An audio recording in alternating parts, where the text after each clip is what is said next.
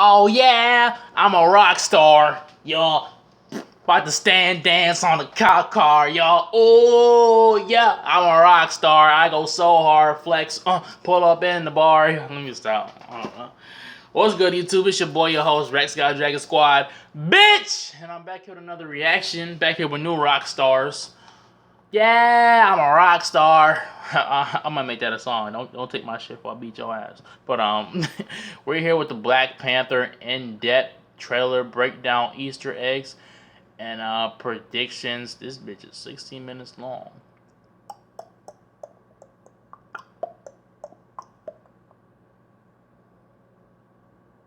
Fuck it. Let's hop into the bitch. And my camera can only record like, fuck it. Yeah, man. Yeah. You guys already know the situation. So yeah, let's put on these ear tools, spectacles. Let's run this whole trailer. Was fire. I was not really, anticipating this movie that much, but after seeing that shit, I was like, oh my lord, yeah, we need that motherfucker now. That shit coming out next year too. Ooh, Black History Month. Ooh, let me stop. Hi, I'm Eric Voss, Boss. and we have our first trailer for Boss. Marvel's Black Panther, directed by Ryan Coogler, Yeah. and with Chadwick Boseman returning as a character from Captain America Civil War. And this trailer is crazy. I don't know what is going on, and I kind of love that. Everything looks so new and mysterious, but I'm gonna break down all the missable details, what we know about all these characters, and why their secret society looks so much cooler than ours does. Okay, let's get started. Because the black people in there, let me stop. Stop. What do you know about Wakanda? What happens to your jack arm? It's a third world country. Textiles, shepherds, cool outfits, all front. Okay, so this opening section shows us Martin Freeman's Everett Ross, the CIA agent that we saw in Captain America Civil War, interrogating this guy, Ulysses Claw, played by Andy Serkis. Now, we last saw Claw in Avengers Age of Ultron. He was the black market arms dealer in South Africa with the stolen vibranium that he handed over to Ultron before getting his arm cut off for dissing Ultron in the worst possible way. Tony Stark used to say that. Do I look like Iron Man? Stark is not. And now we learn where Claw got that vibranium, the African kingdom of Wakanda. So Wakanda is the home of Black Panther, and the MCU has been teasing this for a while now. As far back as Iron Man 2, the country was circled on the map in the background, and then in the post-credit scene for Civil War, we finally got a full glimpse of it. And these misty waterfalls that we see both in the post-credit scene and in this trailer look like they're part of this same natural barrier. Like this is how Wakanda hides itself from the outside world to prevent outsiders or satellites or like annoying drones from being able to peek in. And I like how Ross teases us by saying Wakanda is known for its cool outfits. There's obviously a double meaning here. He's referring both to the traditional garb worn by the UN delegates in Civil War, but he's also talking about an even cooler outfit, the woven vibranium suit of Black Panther, arguably the coolest outfit that we've seen in the MCU. And I'll get to that suit later, but for now, let's move on.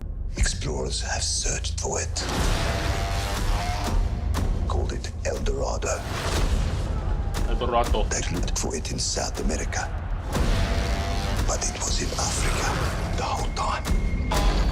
Okay, here it's interesting that Claw refers to Wakanda as El Dorado. He's referencing the mythical city of gold sought after by Spanish explorers in South America. It's a pretty appropriate comparison because this hidden African El Dorado contains an even more valuable metal, vibranium. So Wakanda acquired its rich, unique supply of vibranium from a meteor that crashed there long in the past. It allowed the country to flourish technologically way earlier than the rest of the world, and only very small amounts of the metal have ever made it out of Wakanda, like the vibranium that was used to make Captain America's shield. Now, we know this movie takes place directly after the events of Captain America Civil War. The death of his father, King T'Challa, that shit was crazy, resulted in T'Challa taking up the blasted. mantle of Black Panther and Wakanda. But like any time a king dies, there's a power struggle. So other rivals have returned to try to claim the throne, and T'Challa has to fight them off to prove himself worthy. And I think that's what's happening here. T'Challa is deboarding his royal Talon fighter and he's shirtless, showing off these tribal tattoos as if Boy, tatted up. gladiator combat with all of his Wakandan fans cheering him on. He's also holding a shield here. Now, maybe I'm crazy, but this could be Captain America's shield. Remember, at the end of Civil War, Cap left it behind at that Siberian Hydra base after his fight with Iron Man. So maybe Black Panther came across the shield and was like, you know, I've been clawing the crap out of this thing. That's my shit. Gotta be vibranium, which means it was metal stolen from my freaking homeland. That's it, I'm taking it back, damn it. Or maybe Black Panther just picked it up to hold on to for Cap. And maybe that Civil War post-credit scene was Cap coming back to pick it up. Or maybe it's a different shield. Anyway, there's this quick shot of Forrest Whitaker's character, Zuri, who I'll talk about in a bit. But before I move on, I love the look of this shot with these majestic cliffside waterfalls and colorful tribal costumes. The cinematographer on this film was Rachel Morrison, who recently shot the movie Dope. That movie was super colorful. I haven't seen so great Dope. at using vibrant color palettes to make every image pop. Okay, let's move on. I'm the only one who's seen it and made it out alive.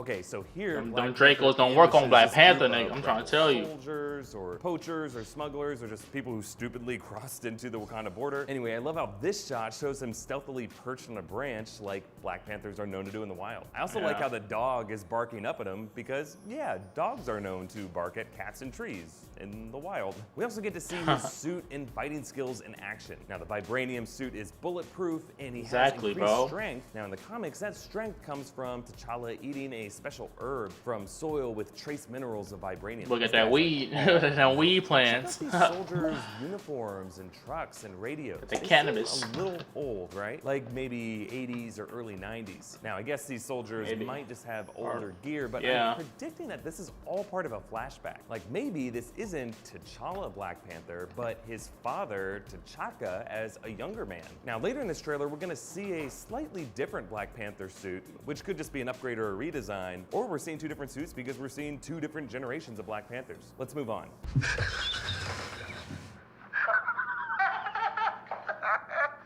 can see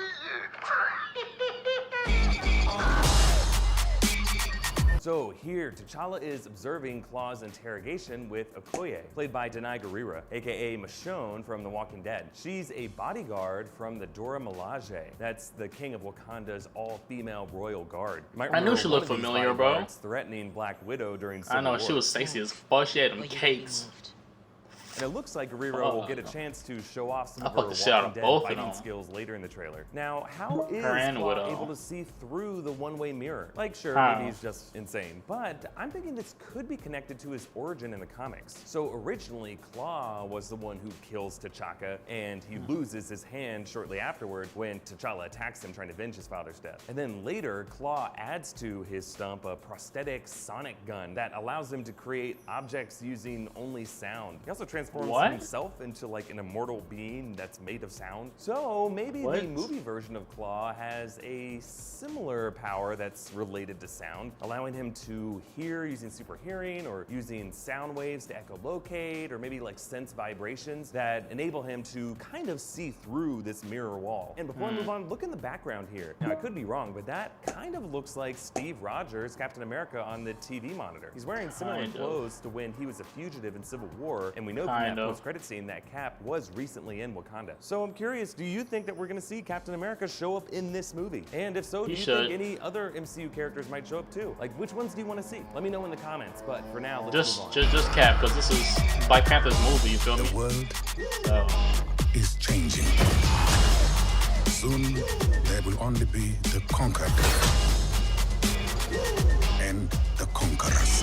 Okay, this section gives us this just like gorgeous wide shot of Wakanda, which is a massive, futuristic metropolis, even with its own expansive transportation grid. The whole look and design of this city seems to be inspired by Ta-Nehisi Coates' recent run of the Black Panther comics. But really, this looks like something out of like the Guardians of the Galaxy or the Thor movies. So even though Black Panther is set on Earth in this dimension, it's still gonna have that eye-popping comic book feel that these recent Marvel movies have had. By the way, you can check out the breakdowns that I've done of these other cosmic, colorful visuals in Guardians of the Galaxy Volume 2 and in the Thor Ragnarok trailer. Okay, so next is this shot of Zuri, played by Forrest Whitaker. He's a spiritual elder in this kingdom. Damn, what can I tell those Forrest?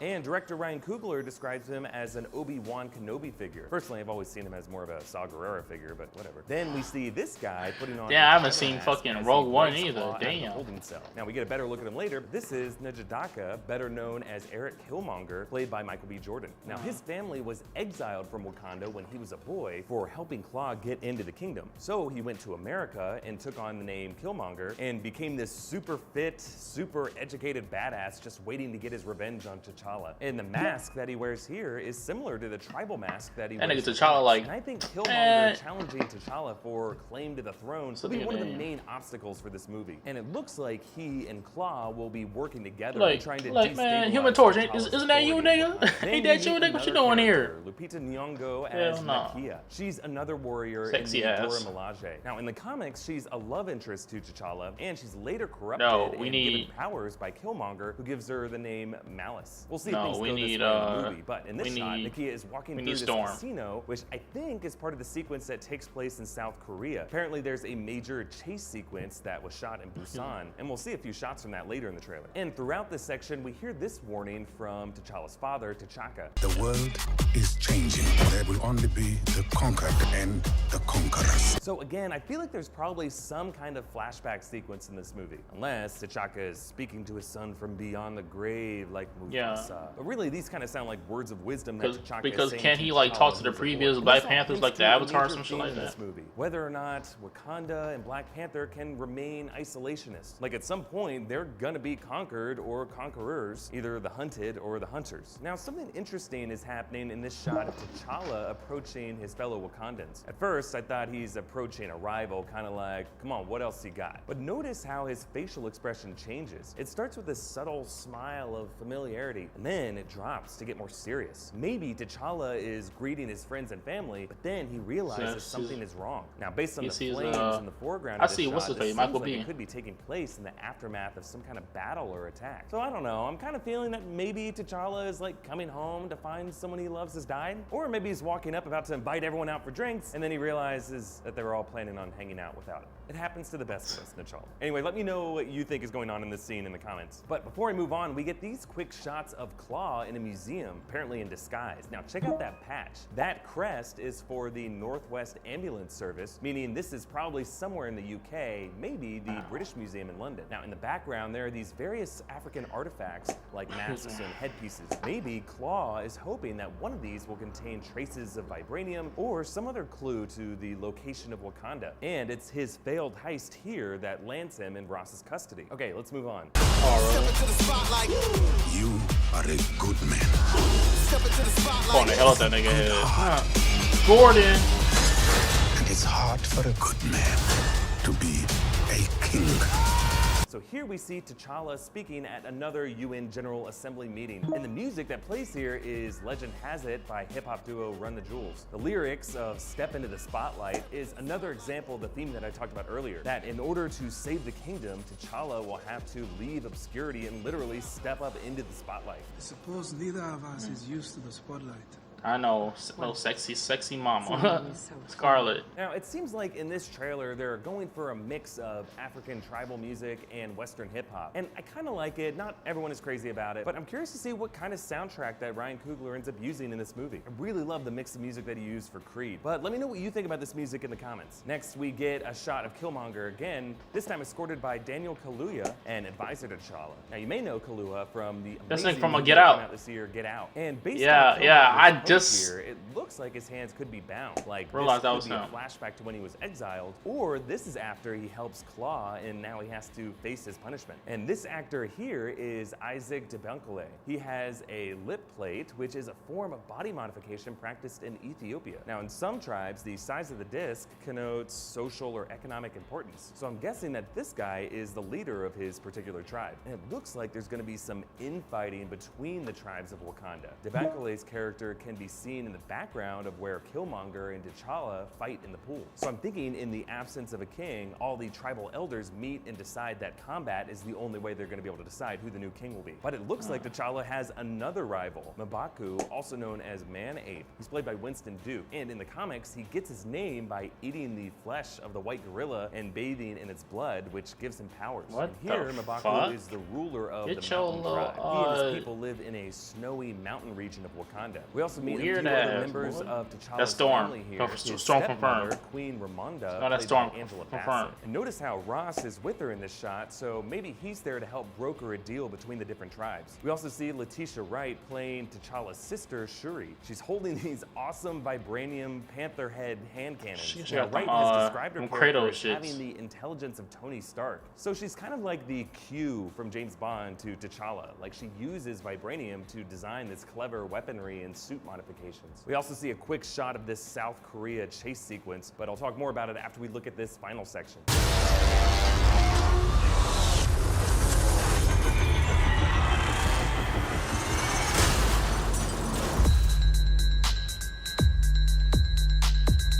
Okay, You can so tell me that shit Black was Panther's slapping. suit That is shit was slapping. obviously upgraded here. When he smashes into the hood of this SUV, it releases a shockwave, which isn't something that happened in Civil War when he did that. By the way, the bridge that Yeah, he's 'cause on he here could- is the should've did that. Daegyo Bridge in Busan, South Korea, and it lights up with these interesting purple colors at nighttime. But let's take a closer look at this suit. This is definitely different from the one that we saw earlier in the trailer and in Civil War. Like, the suit is sleeker and more form-fitting, and the mask is different. It has Yeah, fewer it vibranium is. stripes, and the eye holes are larger. Now, lately in superhero movies, costumers and visual effects people have been taking steps to try to make masked heroes' eyes more expressive. Like in Deadpool and in Civil War with Spider-Man, they animated the eyes so that the character has more personality when he's giving his lines. But here, Black Panther's eyes seem pretty rigid. So I'm curious to see how they get around that in this movie. One way is they could show him more they're not often doing with no his eye mask shit with off, him. like they do with Captain America. Or they could try something Yeah. similar to what they do with Iron Man, cutting to a close-up of his inner helmet display. Actually, in the Yeah. comics, some more advanced versions of Black Panther's suit do have an inner CPU similar to Iron Man's. So maybe that's part of this redesign of his new suit. Like, that's a new feature that Shuri put in just to nag T'Challa as he's, you know,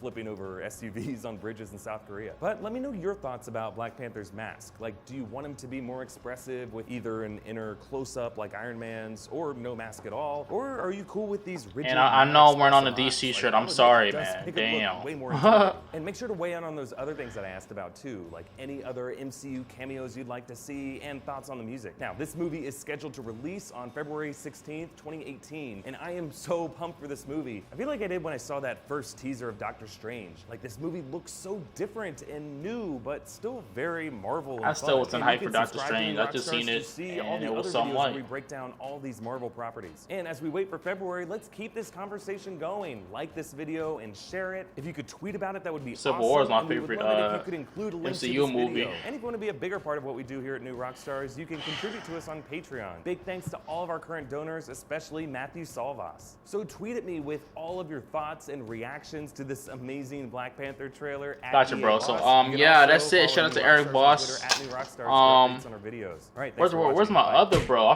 forgot what bro name was. That was y'all know what I'm talking about. The other guy that was in that shit. I think he had on a hat, like a little beanie or some shit. I forgot what that nigga name was, but he was pretty tight. I don't know, but yeah, man. Hold on, let me play this shit through. See if I can find some shit else I want to talk about. But like I said, like he said, this shit is gonna be a fire ass movie, man.